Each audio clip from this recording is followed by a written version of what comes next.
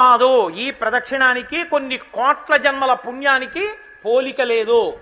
అలా పోల్చవద్దు, సరిపోదు. కాశీలో విశ్వనాథలింగం చుట్టూ తెలిసో తెలియకో తిరగడం అంత గొప్పది కాబట్టి అలా పోల్చద్దు అసలు అన్నారు.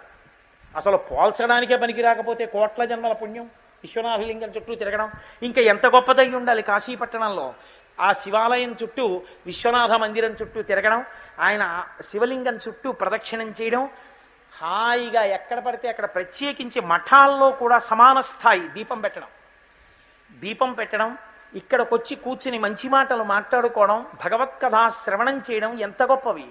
కాబట్టి అది ఆ భవ సహస్రముల చేసిన పుణ్యఫలంబు ఒక్క ప్రదక్షిణమునకు ఉపమ కాదు, ఒక ప్రదక్షిణంతో సమానం కానే కాదు.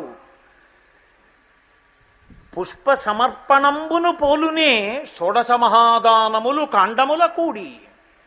ఒకే ఒక పువ్వు తీసుకెళ్ళి అలా వెళ్ళిపోతూ సశాస్త్రీయంగా పూజ చేశానా అని కూడా చూడకుండా ఇలా విశ్వనాథలింగం మీద పడేసి వెళ్ళిపోయాడు ఒకడు. ఇప్పుడు వాడి పుణ్యం గొప్పదా, లేకపోతే 16 రకములైనటువంటి దానములను యథావిధిగా భూదానం, హిరణ్యదానం ఇవన్నీ చేసిన వాడు గొప్పవాడా అంటే కాశీ విశ్వేశ్వరలింగం మీద ఒక పువ్వు వేసినవాడు అంత గొప్పవాడు. ఒక్క పువ్వు విసిరినవాడు భక్తితోనో భక్తి లేకనో వెళ్ళి వేశాడు. దీని ముందు షోడశ మహాదానములు కాండములతో కూడి సరిపోన్నారు, చాలదు. అంత గొప్ప ఫలితం కేవలము ఇలా ఇచ్చేస్తారు.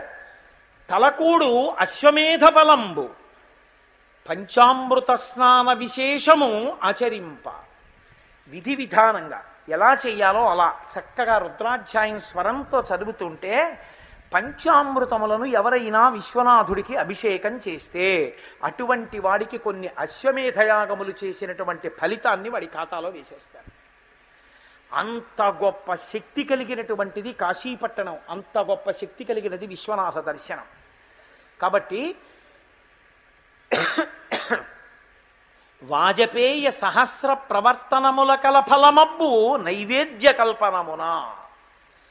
విశ్వనాథుడి దగ్గరికే వెళ్ళక్కర్లేదు. ఇక్కడ మనం అన్నం తినేటప్పుడు ఇది విశ్వనాథునకు చెందుగాక గంగానది ఎందు కలిపారు, నైవేద్యం పెట్టి తిన్నారు అంతే.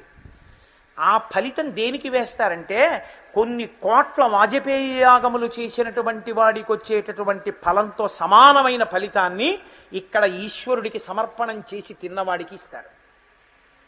కాబట్టి అందుకని కాశీపట్టణం అంత గొప్పది. కాశీ వెళ్ళామన్న మాటకి అంత శక్తి రావడానికి కారణం అదే. కాబట్టి వాజపేయ సహస్ర